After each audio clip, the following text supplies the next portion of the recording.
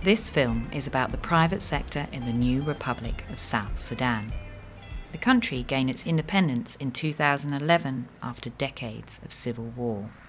It still struggles with its legacy of violence and political instability, and internal conflicts continue to resurface.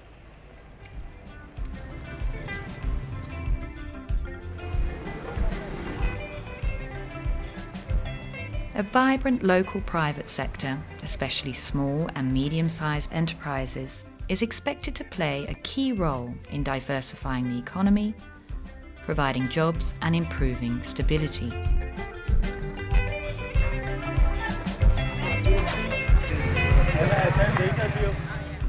Rens Twijnstra is a PhD candidate at Wageningen University. Supported by the Dutch Ministry of Foreign Affairs, he studies a specific niche within the upcoming small and medium-sized business community: returnee entrepreneurs coming back from the diaspora in the West. My interest immediately vested on returnee entrepreneurship because in South Sudan that's where a lot of the entrepreneurial potential and capacity comes from.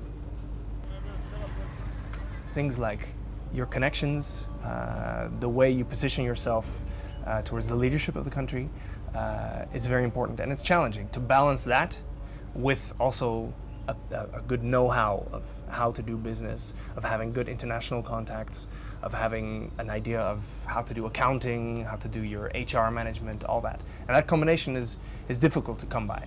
So the local knowledge and the international experience. But who are these entrepreneurs, and what kind of challenges do they face?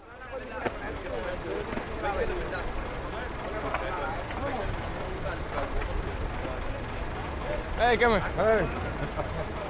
How are you? Good? Yeah, tamam? Yeah, welcome. Yeah? Yeah. How's it going? Yeah, it was going to Malut. Malut. Different kinds of products. Okay. Food, water to drink, sugar, garlic. And how many days will it take to get to Reng? To get to Reng from here, 6 to 7 days. 6 to 7 days? Yes. Yeah, this is the map of South Sudan.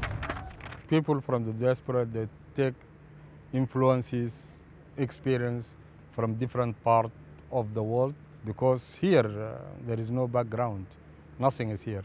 So we built the new South Sudan from our experience in the Netherlands, in America, Australia, and those countries.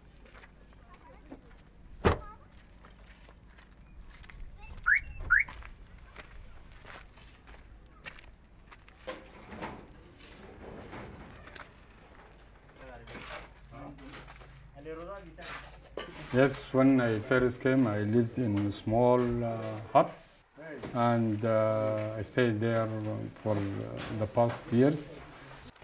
The electrician is going to come up. So when I have made some money from my business, I thought, yeah, it's better to have a better house, a nice house to stay in with my family.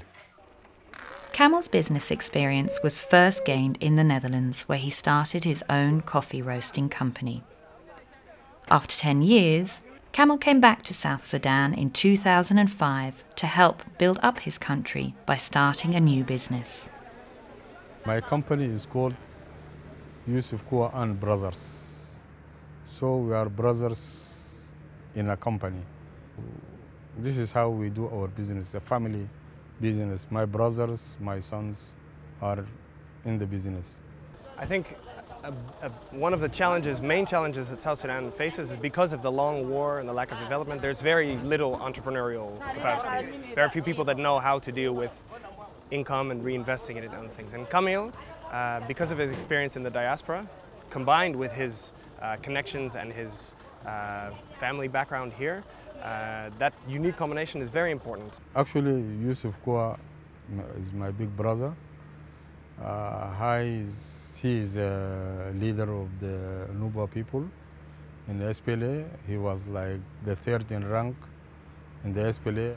He died in 2001, and he left for us a big treasure of information, of people whom we know, of people whom we trust, of people whom stand and still standing by us. So that's why we named our company Yusuf Kua and Brothers. Okay, this is the company of Sebit and his business partner Baggy. Sebit is a returnee who also came back from the Netherlands in 2004, so just before the peace. Sebit Acholi, together with his business partner Abdel Baggy, established a successful company that operates in various sectors. Sebit was 18 when he came to the Netherlands as a refugee. He studied in Delft and worked as a translator for the Dutch Immigration Service. When Sebit had the opportunity to visit South Sudan for a Dutch NGO, he decided to stay. When I came in 2004, when you come, these guys coming from Europe, of course everyone will think you have a lot of money. They expect you to give something. And if you tell, I don't have anything, no one can believe it. The first thing was, how many years have you been there? And that's why really for me I understand even some of our diaspora, they find it difficult to come back to South Sudan because the expectation is so high. One day I was being called a loser, I have to be honest, simply because for someone to come all the way after 10 years in Europe and then just walking on the street without a car, and then I had a border, this is not normal, he's a loser. So they expect you to come with a Mercedes-Benz and having all the cash money back there, so it's tough. With very little money and having faced a number of setbacks, Sebit finally managed to establish a successful medium-sized business, together with his best friend, Baggy. We're involved in the river transport, we're involved in road transport, we're involved in aviation, we do food supply and logistics. We have an office in Mombasa, we have an office in Kampala. We have various companies. When we started as a two-man show business, and today in total we have around 147 staff. Sir. Did you release the money now? Okay, just ask her to call me now because I'm calling her for something. Okay, thank you. Okay, thank you.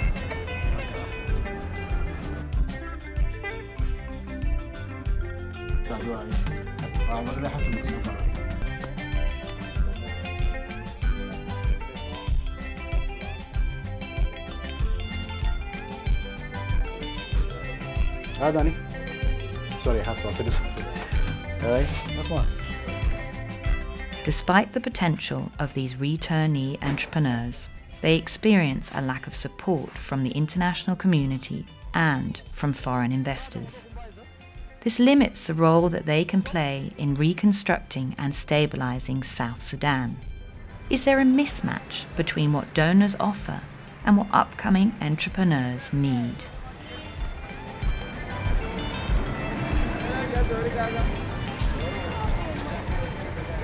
I think there's always this shift in international thinking between putting your focus on civil society, putting your focus on the government, and putting your focus on the private sector. And I think in recent years, policy, not just in the Netherlands, but all over, we started looking more at the private sector to do this as a source of growth, as a source of employment, as a source of innovation, as a source of stability, so many things. Seeing that entrepreneurship is the engine of change, but at the same time also stability, political accountability.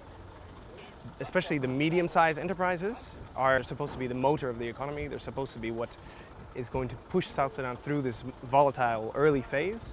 There's a lot of stuff going on at grassroots level, smallholder farms, and there's a lot of corporate interests from high up. But there's very few people in the sort of that middle cadre that manage to grow.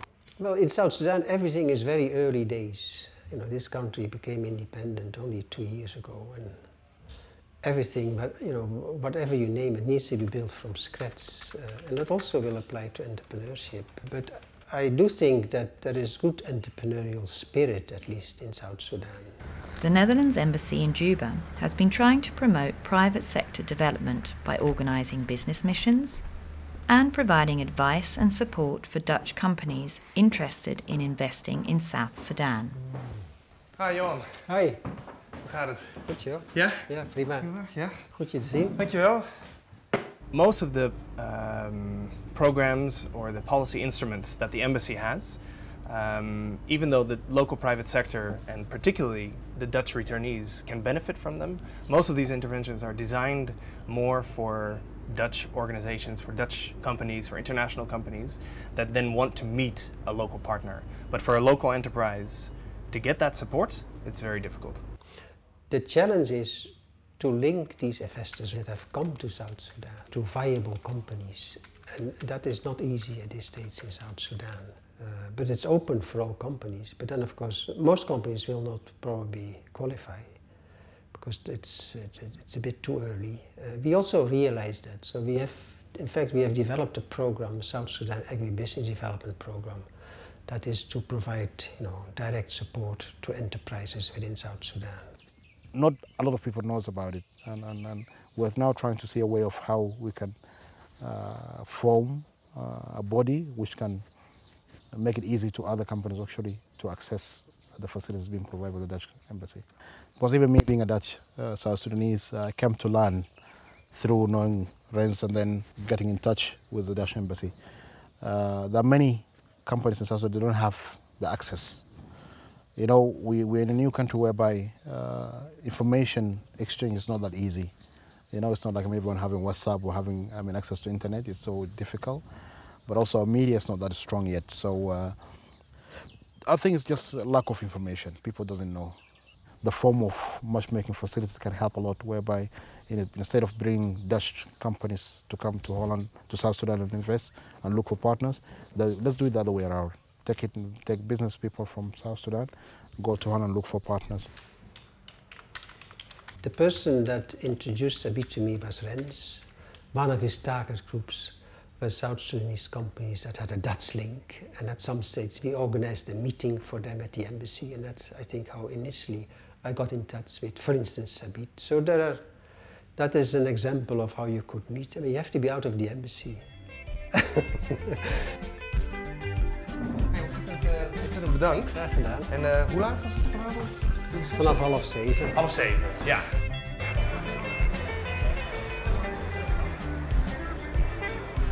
Ja, cheers guys. Geen fietsen maken, ook werken. I think if you look at the context of South Sudan now, 2 years after independence, and looking at what is the source of innovation and things that are happening, positive change, I think a lot of that is with the sort of what you would call the emerging middle class, which for a large part are also the owners of the enterprises like Kamal and Sebit. Linking that to this changing international policy discourse of trying to work more with the local private sector as a driver of change, I think there's an opportunity there. I think there's an opportunity to support South Sudan in a sincere way that it can actually have a big impact. But there needs to be an institutional change in how we look at this, because there's very little attention for this group.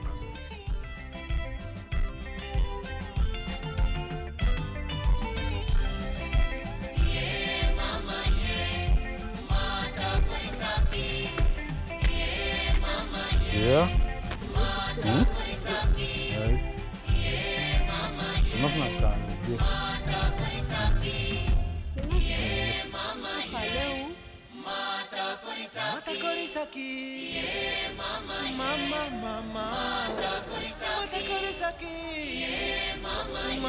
Mama.